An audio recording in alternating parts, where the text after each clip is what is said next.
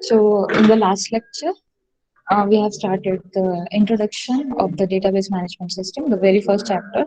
Okay, so in this, what we have studied, what is data? Okay, so data is any information. Like if you are a student, then what is the information that represents you? Your name, your age, your mobile number, your address, email ID. Okay, so etc. That is the data about you. Okay, so information means data. Then we use this data in many of the daily activities, and we directly or indirectly interact with the database. So what we are actually want to look at is the database. So database is actually the collection of the interrelated data, okay, or application related data, or data of a particular enterprise organization. See, data can be in any format, like it could be text, it could be number, audio, pictorial data, image data. Okay, so data can be of any type, but if we are storing or collecting and particular organization related data or particular application related data, then that describes the database. Okay, so that is the database. So like if we are considering a college, so college will maintain the data of students, of teachers, or of the courses, or any other non-technical working staff over there. Okay, so that is the collectively called as database of that college. What is database management system? So database management system is what? It is the collection of interrelated data plus the set of programs that will operate over those data. Okay, तो जो आपका database है उसे manage करना, उसके लिए जो software है that is the database management system. Understood? Okay, तो डेटाबेस मैनेजमेंट, ये जो टर्म है मैनेजमेंट, इसका मीनिंग क्या क्या है? तो इसमें आ गया स्टोरिंग ऑफ द डेटा, इसमें है प्रोसेसिंग ऑफ डेटा, और फिर actual access of the data. जैसे अगर आप इतने बड़े डेटाबेस में से बैंक का डेटाबेस, बहुत बड़ा बैंक का डेटाबेस है, उसमें से आपको पर्टिकुलरली किसी एक ही कस्टमर की इंफॉर्मेशन चाहिए, क्योंकि इतने सालों से एक बैंक सभी कस्टमर्स का डेटा अपने डेटाबेस में स्टोर करती है। ठीक है, अगर आपको बहुत कोई ओल्डर डेटा की रिक्वायरमेंट है, तो ऐसे केसेस में मैन्युअली डेटा फाइंड आउट करना डिफिकल्ट है। इसीलिए हम सॉफ्टवेयर डिजाइन करता है जो हमारी एफिशिएंसी बढ़ाए। Plus please someone mute your mic, someone mute your mic, check your mic,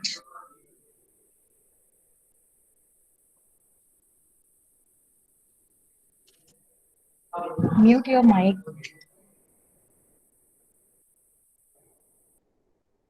okay, so अगर इतने बड़े डेटाबेस में से आपको कोई पर्टिकुलर इंफॉर्मेशन चाहिए, तो it is manually, to do this manually it is quite tedious task. Okay, जैसे अगर मैं आपको बोलूं कि एक बैंक के एसबीआई ब्रांच के एक पर्टिकुलर डेटाबेस में से 1990 में कितने अकाउंट होल्डर्स है हमारे जिनका बैलेंस 50,000 बिलो है, ऐसे फाइंड आउट करना, तो अगर ये ऐसी टास्क आपको मैन्युअली परफॉर्म करने के लिए दी जाए, तो it is difficult, because you will have to look at over the all the data and then perform. So we are having a software to manage this. Okay, we are just going to find a query in particular programming language, and it will give you the result within a second. So that's why we are having the database management system. Okay, so managing means storing the data, processing the data, and accessing the data. These three terms comes under management. Okay, आप उसे store कैसे कर रहे हैं, मतलब insert करना data, उसको update करना, उसके बाद आपको उसको प्रोसेस कैसे कर रहे हैं, मतलब आप बहुत सारे एप्लीकेशन प्रोग्राम लिख सकते हैं टू प्रोसेस द डेटा। ठीक है, जिसके थ्रू वो डेटा उसमें फीड होगा as an input, and then you will receive the output at the other end. And all these things has to be managed in a safe environment, okay, in a convenient way, in an efficient way, easier, simplified and simplified way. Okay, so all these things has to be done in more simplified way. So that is the main or major motto of database management system, just to provide a most efficient way to manage the data of an enterprise. ठीक है, और फिर हमने ये various applications देखे, right, जैसे कि banking का डेटाबेस, उसमें क्या क्या डेटा रहेगा, कस्टमर्स का डेटा रहेगा, वहां वर्किंग एम्प्लॉयज का डेटा रहेगा, कस्टमर के रिलेटेड उनके अलग अलग लोन का डेटा या various different types of accounts belonging to the particular customer वो रहेंगे. Airlines में reservations, schedules ये ऐसा database manage होगा. University में students रजिस्ट्रेशंस, उनके रिजल्ट्स, उनके कोर्सेज, ये सब डेटा अलग अलग कॉलेजेस का जो भी उसमें एफिलिएटेड है उन सबका मेंटेन होगा. सेल्स में customers, product purchases, then online retailers, manufacturing, human resources means employees.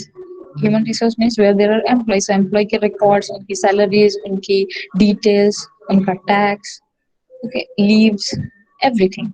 So that is the database, and we need to manage these databases with the help of the DBMS, that is database management systems.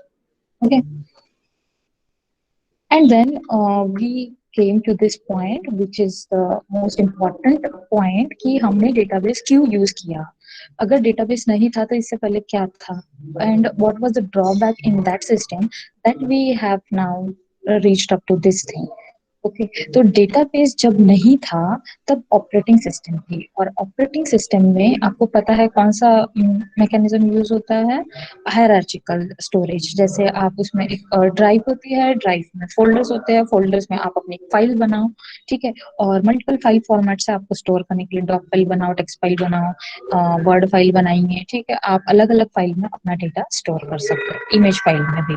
तो ये जो था file system, इसके हमें यहाँ पे drawbacks पढ़ने हैं. तो ये जो टॉपिक है purpose of the database system, you can look at it as either file system versus the DBMS system, okay, या फिर drawbacks of the file system.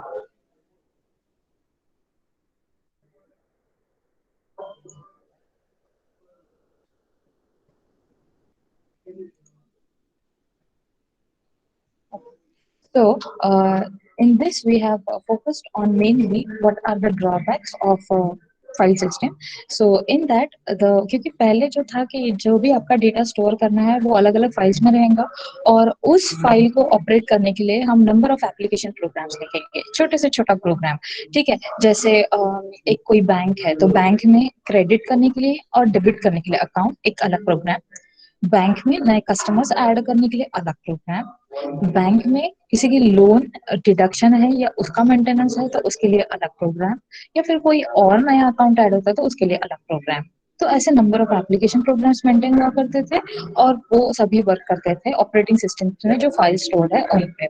आपको इसी के ड्रॉबैक्स यहाँ पे देखने हैं, मतलब ये लास्ट टाइम भी डिस्कस हो चुके थे. ओके, तो इसमें ड्रॉबैक्स में सबसे पहला जो ड्रॉबैक हमने फोकस किया that is the data redundancy.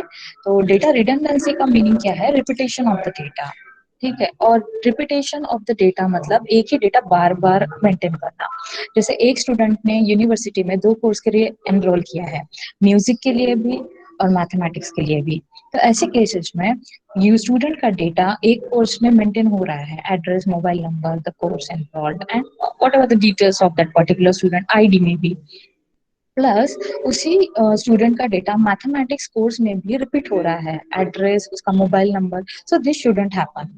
Data जो है वो इंटैक्ट एक ही बार होना चाहिए, और उसमें एंट्री उसकी एक ही बार होनी चाहिए उस स्टूडेंट की, मतलब हम कहीं से भी सर्च करें तो वो सेम इंफॉर्मेशन हमें रिफ्लेक्ट होनी चाहिए. ओके, तो डेटा रिडंडेंसी मतलब रिपीटेशन ऑफ द डेटा, एक ही डेटा बार बार स्टोर होना, और ये रिडंडेंसी की वजह से ही इनकंसिस्टेंसी आती है. मतलब redundancy it leads to inconsistency. Inconsistency का मीनिंग है कि डेटा कंसिस्टेंट ना होना. मतलब एक जगह पे अगर स्टूडेंट ने आगे चल के एड्रेस चेंज किया है, okay, maybe he is now living to Amravati but now he has change his address, okay, to somewhere else city Akola. Okay, so ये जो एड्रेस चेंज है ये उसका अपडेट हुआ म्यूजिक कोर्स के लिए, लेकिन मैथमेटिक्स कोर्स में उसका एड्रेस अपडेशन नहीं हुआ, ठीक है. So that could be the possibility. तो डुप्लीकेशन ऑफ डेटा है, इसलिए इनकंसिस्टेंसी भी आ सकती है, क्योंकि हम सभी जगह पे डेटा अपडेट करना इट मे बी पॉसिबल और may not be. Okay, so there is a kind of मे.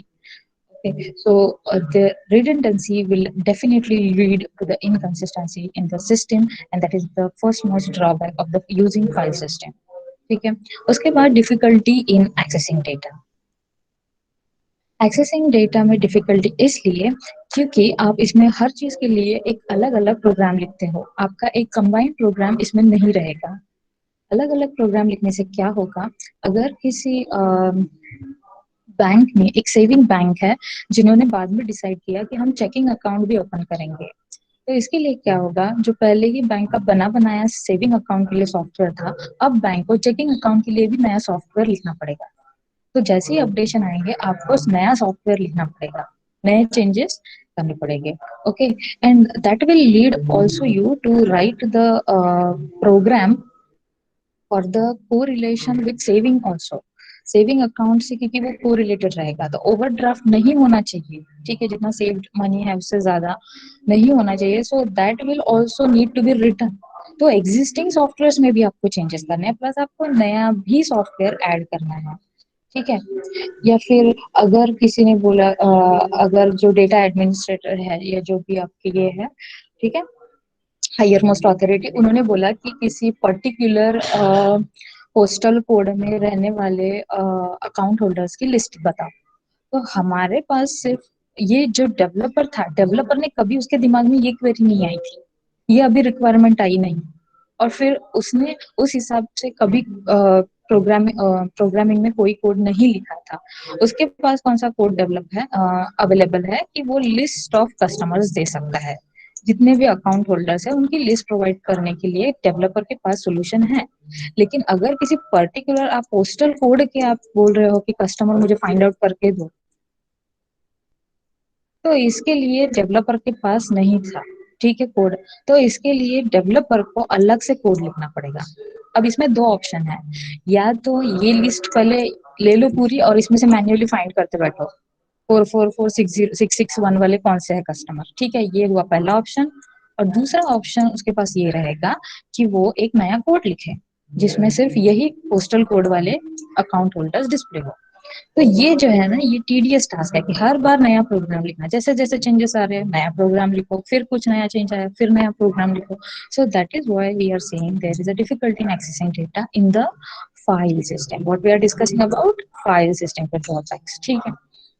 उसके बाद डेटा आइसोलेशन का ड्रॉबैक, इसमें क्या है, मल्टीपल फाइल फॉर्मेट में आपका डेटा स्टोर्ड है, मल्टीपल फाइल्स में प्लस मल्टीपल फाइल फॉर्मेट्स में, ठीक है। तो अगर किसी एक में चेंजेस होते हैं या कोई एक सॉफ्टवेयर पर्टिकुलर चेंज कर रहा है तो वो कहाँ कहाँ रिफ्लेक्ट होने चाहिए, कब रिफ्लेक्ट होने चाहिए, ये डिसीजन लेना इम्पोर्टेंट है, ठीक है।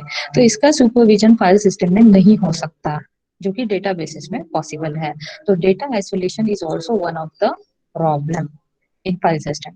then integrity problem, integrity इस टर्म का मीनिंग है चेंज ऑफ डेटा, ठीक है, इंटीग्रेट करना मतलब चेंज करना डेटा को, ठीक है। तो इंटीग्रिटी के प्रॉब्लम्स मतलब जब भी आप किसी डेटा को चेंज करते हो वहां पे कंस्ट्रेंट्स लगने चाहिए, कंस्ट्रेंट्स यानी कि रूल। म्यूट योर माइक, ठीक है। कंस्ट्रेंट्स यानी कि रूल्स, जैसे एक सिंपल कंस्ट्रेंट अगर मैं आपको बताऊं, जैसे ईमेल आईडी का पता है आपको कंस्ट्रेंट, कि सामने कुछ लेटर्स और डिजिट्स का कॉम्बिनेशन, उसके बाद एट द रेट आना ही चाहिए, and then the valid valid ID, okay, valid email address like gmail.com redifmail.com, ये कंस्टेंट हुआ बेसिक। या फिर डेट का कंस्टेंट क्या होता है, सपोज किसी ने बोला DDMM YY फॉर्मेट में लिखो, तो ये कंस्टेंट हुआ, रूल हुआ। तो DDMM YY जहाँ सेट है वहां पे आप MMDDY नहीं लिख सकते। तो जब भी आप डेटा चेंज कर रहे हो आपको कुछ रूल फॉलो करने पड़ते हैं। जैसे किसी बैंक में अगर ये सेट है कि अकाउंट बैलेंस ग्रेटर देन 0 ही होना चाहिए, ठीक है, तो ऐसे केस में अगर आप आपका अकाउंट बैलेंस ऑलरेडी 1000 है और आप 1000 विड्रॉ करने चले हैं, तो वैसे कंस्ट्रेंट्स वहां पे लगने चाहिए, वहां पे कुछ एक्शन होनी चाहिए, ये फाइल सिस्टम में पॉसिबल नहीं था। Okay, it was not means there were application programs and they were having the code for that particular constraint, ठीक है, उन्होंने लिखा, but if there are changes, okay, or new constraints to be added, it was harder to add, क्योंकि अगर constraint multiple file से data भी relate करते हैं और वहां की फाइल सिस्टम का डेटा वो चेक कर रहे हैं, ठीक है, जैसे सपोज वो अकाउंट बैलेंस के साथ लोन लोन की फाइल में से भी उनको एक वो अमाउंट चाहिए कि इसका कोई लोन भी नहीं है तो ही इसको विड्रॉ करने दो, ठीक है। तो मल्टीपल फाइल से अगर आपको डेटा चाहिए और उस पर भी कंस्ट्रेंट्स फिर ऐड करने, तो that was kind of complex and difficult. Okay, so that was the integrity constraint which was missing in the file system. Okay, so basically redundancy, which lead to inconsistency, difficulty in accessing data, data isolation, data integrity problem. And then atomicity यानी या तो आपकी जो computer system है मतलब electronic machine है, electronics आ गया मतलब कि सिस्टम फेलियर्स आ गया, तो पावर ऑफ हो सकता है, सिस्टम बीच में ही बंद पड़ सकती है। अगर कोई आप अपडेशन कर रहे हैं, अगर ए के अकाउंट में से बी के अकाउंट में आपको 500 रुपीज क्रेडिट करना है,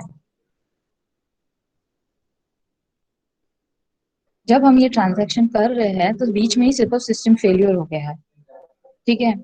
तो या तो ए के इसमें से पैसे यहाँ से डेबिट होके बी के अकाउंट में क्रेडिट हो जानी चाहिए, या तो फिर ये ट्रांजैक्शन होना ही नहीं चाहिए। That is what is expected. Okay, या तो ये ट्रांजैक्शन पूरी तरह से हो कंप्लीट, या फिर ये ट्रांजैक्शन हो ही। Okay, so these two cannot be achieved with the file system. System will be in left and inconsistent state. Okay, if there is power failure in between the transaction.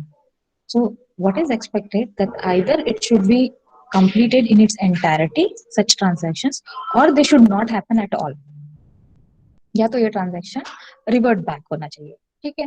तो that is the meaning of achieving atomicity. तो हर transaction atomic होना चाहिए, जो file system में नहीं होता था। Okay, the system will be in inconsistent state and the balance shown will be also some wrong values, okay, invalid values. Then concurrent access by multiple users, क्योंकि क्या होता है इफिशिएंसी के लिए हम क्या करते हैं, यूजर्स को साइमल्टेनियस एक्सेस प्रोवाइड करते हैं।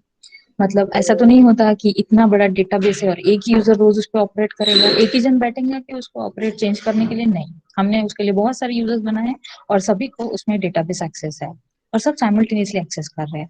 तो क्या होगा कि जैसे there is a father and boy, okay, तो ये दोनों अपना अपना अकाउंट बैलेंस क्या कर रहे हैं, यहाँ पे चेक कर रहे हैं, तो दोनों को सेम ही अकाउंट वहां रिफ्लेक्ट होना चाहिए।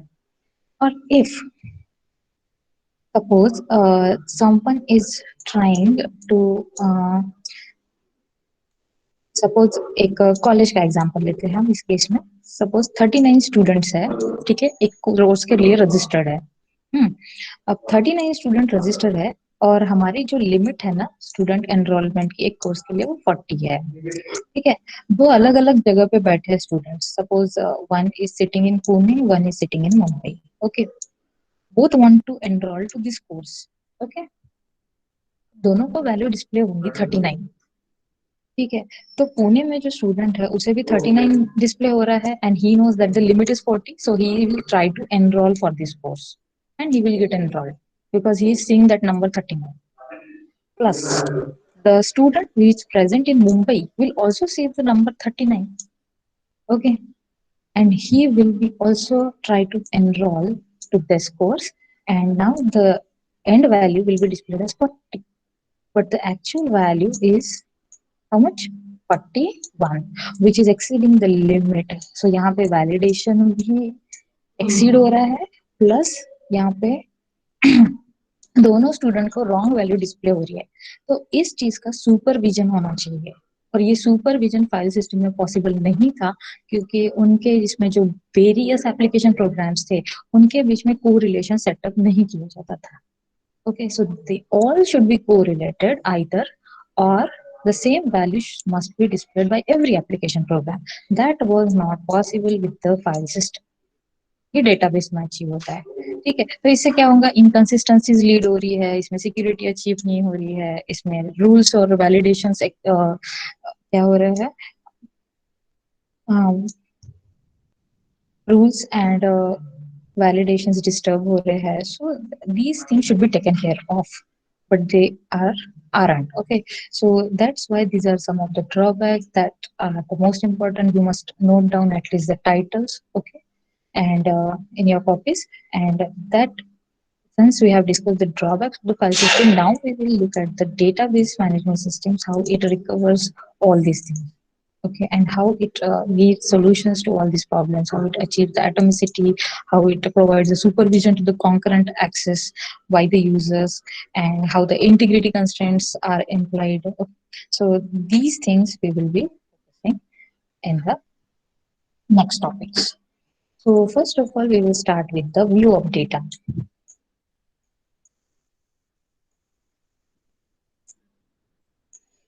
Now, as you know, database management system मतलब एक सेट ऑफ प्रोग्राम्स है जो इंटर रिलेटेड डेटा पे क्या करेगा, ऑपरेट करेगा, उससे प्रोसेस करेगा और फिर उसे स्टोर भी करेगा, प्लस आपको डेटा रिट्रीव करके देगा। जब आप डेटाबेस के साथ डील कर रहे हो तो उसके कुछ व्यूज होते हैं, ठीक है। मीन्स आप कितना डेटा किसे शो करना चाहते हैं, okay, so that is the view of data. और उसके लिए लेवल्स ऑफ एब्स्ट्रैक्शन मेंटेन की गई है to simplify that views. We have certain levels of abstraction, मतलब कितना डेटा किसे दिखना चाहिए। जैसे डेवलपर्स है तो कितना डेटा उनको साथ ये रहेगा, administrators they will deal with how much data, and end users they will deal with how much data, because हमें जो end users होते हैं वो प्रोग्रामिंग लैंग्वेज के साथ ये नहीं है, यूज टू नहीं है। कोई भी यूजर ये क्वेरी लिखेंगे क्या कि प्रोग्राम, उसे अगर उसके ट्रेन की इंक्वायरी करनी हो तो वो क्वेरी लिखेंगे कि प्रोग्रामिंग लैंग्वेज में, नहीं। He just want to enter no that ये मेरा ट्रेन का नंबर है और मुझे इसका स्टेटस इंक्वायर करना है। तो हम एंड यूजर तक बहुत ज्यादा सिंप्लीफाइड वे पहुंचाते हैं। So that is the abstraction. Abstraction of the data. You have already learned in OOP also that only the relevant data, the most relevant data to the end user. तो उससे क्या होगा, आपके डेटाबेस की जो complexity है वो hide हो जाएंगी और यूजर के लिए वो सिंप्लीफाइड वे में डिस्प्ले होगा। So that we want to achieve. That's why the databases are divided into certain levels of abstraction. So that we will see here. So very first level is the physical level, second is the logical level, and the most highest level of abstraction is the view level, ठीक है। तो इसमें सबसे पहली मतलब lowest level of abstraction जो है, ये देखो आप डायग्राम में भी देख सकते हो यहाँ पे, ठीक है। तो सबसे यहाँ जो लोएस्ट लेवल ऑफ एब्स्ट्रैक्शन है वो है फिजिकल लेवल। उसके बाद जो next higher level of abstraction है वो है लॉजिकल लेवल। और सबसे हाईएस्ट लेवल ऑफ एब्स्ट्रैक्शन जो है, मतलब जिसमें सबसे सिंप्लीफाइड व्यू दिखता है, ओके, बस काम की चीज है, जितना उसे दिखाना है उतना है। अब सबसे जो सिंप्लीफाइड व्यू मतलब हाईएस्ट लेवल ऑफ एब्स्ट्रैक्शन जो है वो है व्यू लेवल। क्या हो रहा है, so that we will see physical level. अब फिजिकल लेवल में क्या आता है कि आपका डेटा एक्चुअली कैसे स्टोर हो रहा है। कैसे स्टोर होता है डेटा, फिजिकली डेटा कैसे स्टोर होता है, हार्ड डिस्क पे, ओके, डेटा स्ट्रक्चर यूज करके। तो डेटा स्ट्रक्चर मतलब ट्री आ गया, कौन से डेटा स्ट्रक्चर पता है आप लोगों को। डेटा स्ट्रक्चर क्या होता है, डेटा स्ट्रक्चर मतलब how the data is stored, and what are the various data structures. Yes,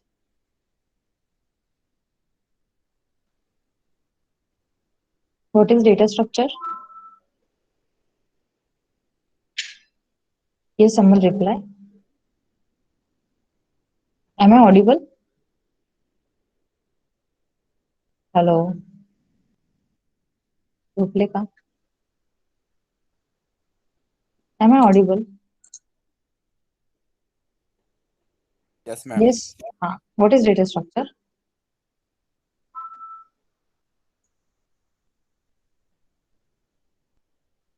Data structure means how do you actually store the data inside the system memory. It could be a stack. Examples of various data structures: stack है, queue है, linked list है, tree है, graph है, binary tree. Hmm? There are many data structures. So basically most of the DBMS में जो use होता है वो ट्री स्ट्रक्चर यूज होता है, ठीक है। तो कौन सा डेटा स्ट्रक्चर यूज करना है to store the data that comes at this level. Okay, so physical level, physical level deals with the data, how it is actually going to be stored.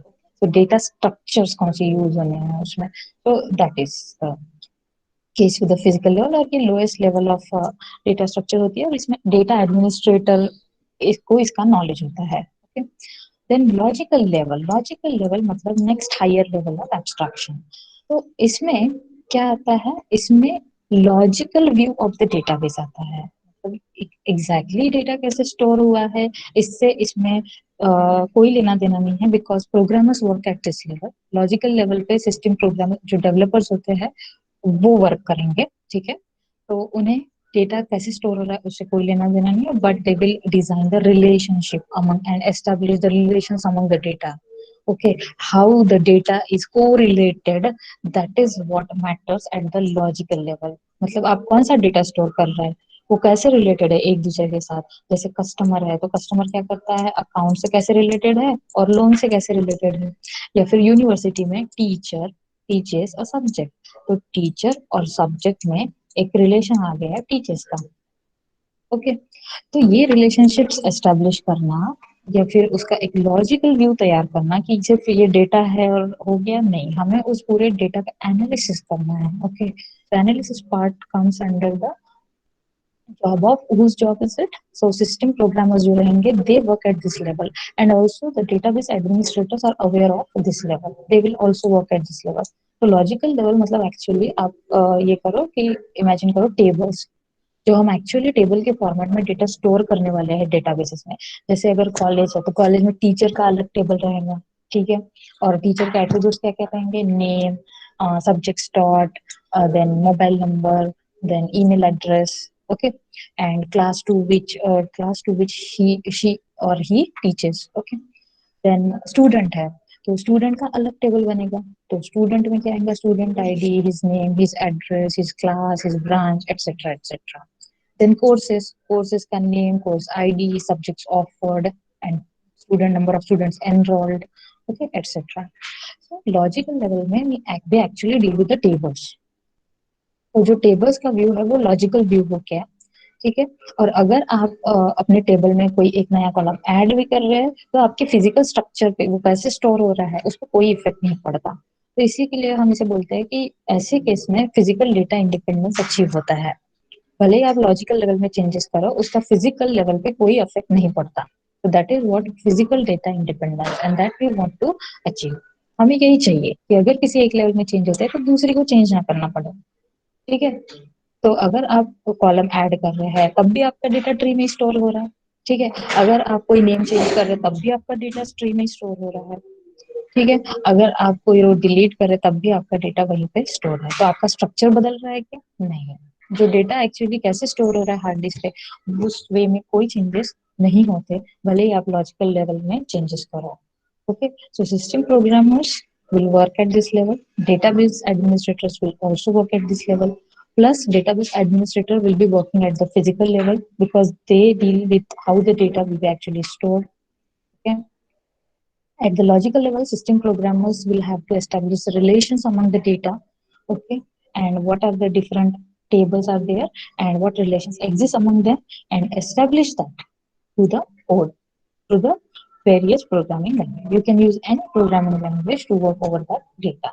जैसे आप यहाँ पे एक देख सकते हैं कोड लिखा है पाइथन लैंग्वेज में, type customer equals to record customer ID string, customer name string, customer street string, customer city string, and इसमें क्या हो रहा है, एक कस्टमर नाम का रिकॉर्ड बन रहा है। रिकॉर्ड यानी कि एक टेबल में रो, एक टेबल का एक रो, ओके। तो एक टेबल जो है आपका इसमें बनेगा जिसमें क्या क्या फील्ड्स है ये आपको यहाँ पे दिख सकते हैं, customer ID, name, street, city, और ये जो है ये उसके एट्रीब्यूट के नेम्स है, और यहाँ पे आप उसका टाइप देख सकते हैं, डेटा टाइप, मतलब ये कौन से टाइप का डेटा लेगा, ठीक है। तो so that is how we can create, so that is the logical level. मतलब कोडिंग प्रोग्रामिंग सब कौन सी लेवल पे आता है, लॉजिकल लेवल पे। Are you getting my point, okay. Physical level पे एक्चुअल जो हार्ड डिस्क स्टोरेज है कैसे कौन से स्ट्रक्चर यूज हो रहे हैं डेटा स्ट्रक्चर वो आता है। लॉजिकल लेवल पे मतलब प्रोग्रामर्स इस लेवल पे वर्क करते हैं तो coding and all the programming will come at this level. And then the highest level of abstraction is the view level. और व्यू लेवल में क्या है, view level is the level of abstraction which the end user see.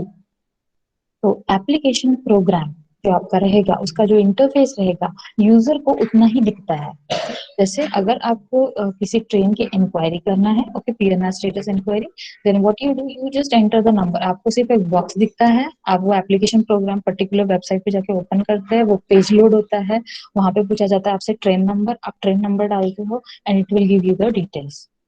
तो what you are doing actually, आपसे सारी logical level की programming details hide की जा रही है। आपको ये नहीं पता आपका डेटा कहाँ स्टोर है, कैसे स्टोर हुआ है, आपको उससे कोई लेना देना नहीं, आपको सिर्फ अपने ट्रेन के स्टेटस से लेना देना है। तो that is the case, we show the user only the relevant data. User को इतना सारा डेटाबेस चाहिए क्या? नहीं। रेलवे रिजर्वेशन, इंडियन रेलवे के पास बहुत सारा डेटाबेस स्टोर है, सभी ट्रेन का डेटा स्टोर है, क्या आपको वो सारा डेटा चाहिए? नहीं, आपको सिर्फ एक पर्टिकुलर ट्रेन का डेटा आप डिमांड करोगे। तो जब आप एक बॉक्स में अपना ट्रेन नंबर लिख रहे हो, एक्चुअली आपके उस एप्लीकेशन प्रोग्राम में से एक एसक्यूएल क्वेरी या फिर किसी भी लैंग्वेज में क्वेरी फायर होती है उस डेटाबेस पे, और फिर वो जो इतना बड़ा डेटाबेस ऑलरेडी ट्रेन के सर्वर्स के पास स्टोर है, इंडियन रेलवे के सर्वर्स के पास स्टोर है, उस डेटाबेस में वो फायर होता है और फिर आपको आपका रिजल्ट मिलता है। ओके। फाइल सिस्टम में फाइल सिस्टम में क्या होता था, फाइल सिस्टम में ये पूरी फाइल आपके इसमें लोड होंगी, फिर आप उसमें से अपना डेटा सर्च करो। उसमें तो कोई सिक्योरिटी या सेफ्टी भी नहीं होती थी, क्योंकि फाइल सिस्टम में क्या होगा, ज्यादा से ज्यादा आप अपने कंप्यूटर को मेन एक पासवर्ड सेट करो, फिर उसके बाद एंटर किया कि पूरी system open to all. There are no safety और security mechanism in the operating system में जो फाइल स्टोरेज मैकेनिज्म था। But here we only show the relevant data. So first of all, the levels of abstractions are decided, and the end user will deal only with that data what he wants. ठीक है।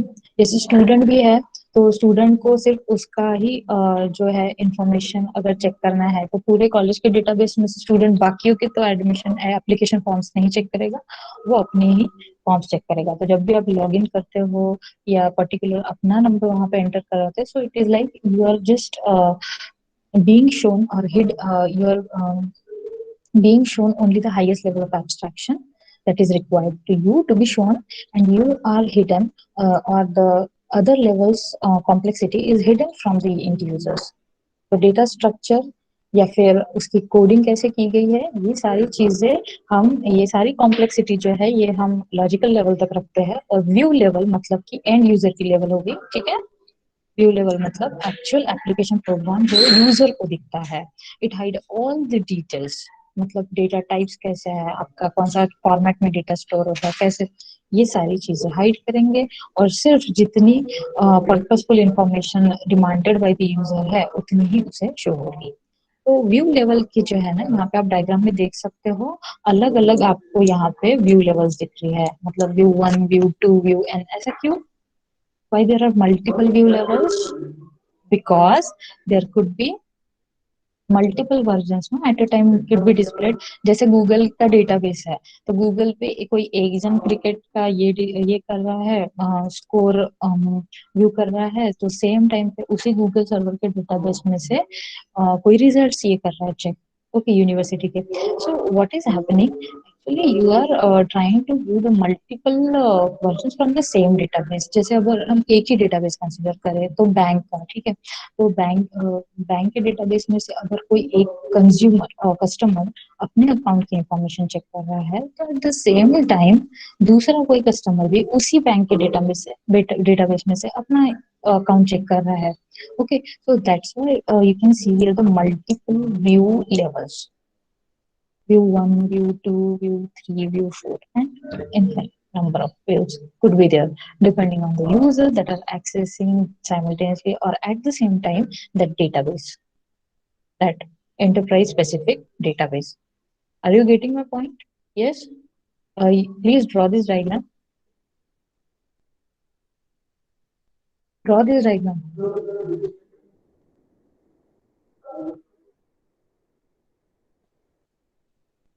And then instances and schemas.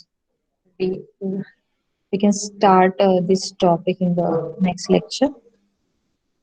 Instances schemas का मैं आपको meaning बता दूं। Instance मतलब eight a particular moment आपके database में जो इंफॉर्मेशन प्रेजेंट है, दैट इज द इंस्टेंस। ठीक है। और इंस्टेंस क्या रहेंगे, चेंज होते रहेंगे एट अ पर्टिकुलर टाइम, और particular time of period of time, whatever the state of that database, क्योंकि database है वो change होते रहेगा, कुछ insert होते रहेंगे डेटा, उसमें delete होते रहेगा डेटा, या फिर कुछ modifications आते रहेंगे, ठीक है। तो जैसे मार्केटिंग का है, ठीक है, या फिर शेयर मार्केट का डेटा है, उसमें तो कितने चेंजेस होते हैं सेकंड सेकंड में, ओके, पार्ट ऑफ सेकंड में उसमें चेंजेस होते रहते हैं। तो ये जो चेंजेस है, तो eight a particular time period में जो उसकी स्टेट रहेगी, उसे बोलते हैं हम इंस्टेंस, ठीक है। At a particular moment the state of the database is known as the instance of the database. And what is the schema? Schema means the logical structure of the database, how the data is stored. So that is means the data inside the tables. That is the schema. Okay. So that we will discuss in the next lecture. Okay. So instance and schema. Okay, the starting. Please draw this diagram. View of data. Draw this architect. Mute your mic.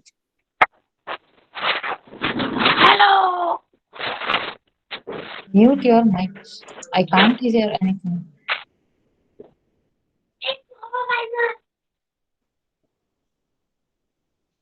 Have you drawn this? Yes or no? Have you marked the attendance? You may leave the note.